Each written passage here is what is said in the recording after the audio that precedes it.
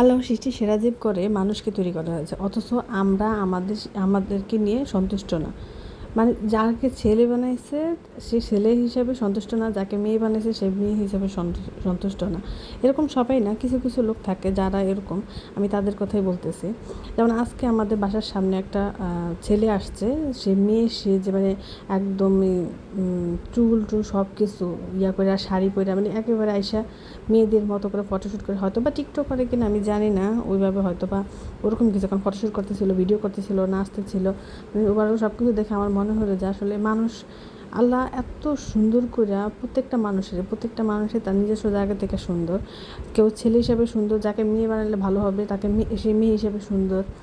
প্রত্যেকটা তাছাড়া আল্লাহ তো বলছে যে সৃষ্টির সেরা জীব মানুষ, সেই জায়গায় আমাদের সৃষ্টি নিয়ে সন্তুষ্ট না। এই জিনিসটা ভাবতে গেলে আমার কেমন যেন লাগে। আজকের ওই জিনিসটা দেখার পর আমার এত খারাপ লাগছে যে আসলে কি দরকার। যারা থার্ড জেন্ডার সেটা তো আলাদা না, তারা তো তারাই, তাদের কাল তৈরি করছে, তারা সমাজ অবহেলিত, তাদের পাশে আসার আমাদের দাঁড়ানো উচিত, সেটা আমরাও বুঝি। কিন্তু যারা এরকম যে ছেলে হয়ে মেয়ে সাজা ভান করে বা মেয়ে সাজতে চায়, তাদেরকে আসলে কী করা উচিত আমি জানি না, কি বলা উচিত সেটাও ভেবে পাই না। মাঝে মাঝে মনে হয় এদেরকে আসলে পরিবার নেয়, পরিবার থেকে আসলে তাদেরকে কিছু গাইডলাইন দেয় না, কি আমি বুঝি না। যে প্রত্যেকটা মানে বাচ্চা পোলাপান যখন একটু বড় হয়ে ওঠে, আস্তে আস্তে একটু ভুল পথে পাড়া দিতেই পারে, কারণ সন্তানদেরকে ওইভাবে গাইডলাইন করা লাগবে, তাহলেই তো তারা ভুল পথে যাবে না, বা তাদেরকে ওইভাবে বুঝাতে হবে, তাহলেই তো হয়। কিন্তু সেটা করে কি না আমি বুঝি না, আমার মাথায় আসে না কী করতেছে আসলে, তাদের ফ্যামিলির লোকজনকে মানাতে পারছে না, নাকি আসলে চেষ্টাই করতেছে না, সেটাই বুঝে না। আমার পাশে সেই সাথে সাথে আরও কয়েকটা মেয়ে আসলে দেখুন, তারা কিন্তু মেয়ে আর ওইটা হচ্ছে ছেলে, কিন্তু ওই মেয়েরাও মানে তারাই অনেক হেল্প করতেছিল, সাজিয়ে দিচ্ছিল, কাপড়টা ঠিক করে দিচ্ছিল, মেকআপটা একটু নষ্ট হয়ে গেছিলো সেটা আবার ঠিক করে দিচ্ছিল।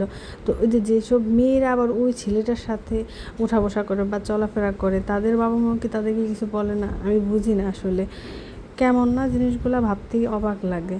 যাই হোক, অনেক কথাই বলে ফেললাম, আর এদিকে আমার রান্নাবান্না আজকে টুংটাং যাই করলাম আপনাদের সাথে শেয়ার করতেছি। আজকে আমি আমার একটা পালিত মুরগি রান্না করছি। এটা আমার খুবই খারাপ লাগতেছিল যে মুরগিটা জবাই করার পরে, মানে আমি যখন কাটতে গেছি তখন দেখি যে এটা মনে হয় 2-1 দিনের মধ্যে ডিম পারতো। আমার জবাই করাটা মানে ভুল হয়েছিল, এরকম মনে হয়েছিল। কিন্তু মুরগিটা আসলে একটু অসুস্থ হয়ে পড়ছিল, যার কারণে আমি মুরগিটা জবাই করছি, আর নয়তো করা হতো না। সত্যি কথা বলতে পালিত মুরগি অনেকের কাছে অনেক ভালো লাগে, যে নিজে পালিত মুরগি খাওয়াটা অনেক আনন্দের, বাট আমার কাছে সেটা আনন্দদায়ক মনে হয় না। আর বিশেষ করে যখন দেখছি যে এটা 2-1 দিনের মধ্যে ডিম পারতো, সেটা আরও খুবই ছিল, খারাপ লাগতেছিল। আর পাট শাক রান্না করতেছিলাম, তো আমার উপরতলার ভাবি বলতেছিল যে তারা নাকি ডাল দিয়ে পাটের শাক খায় না, তো আমি একটু বাটিতে করে অল্প একটু তারও দিয়ে দিছিলাম। আর আমার ছেলে লাল শাকটা খুবই পছন্দ করে, তো আজকে আমি লাল শাকটাও ভাজি করছি। তো এই যে আজকে এই পর্যন্তই। আর মুরগিটা আমি রান্না করছি, মুরগি রান্নাটা আমার মানে রান্না করতে গিয়ে আমার খুবই কষ্ট লাগছে, মানে আমার খাওয়াতে রুচি আসে না, আমার এত খারাপ লাগছে মুরগিটার জন্য। মনে হয় যে কেন আমি এটা জবাই করলাম।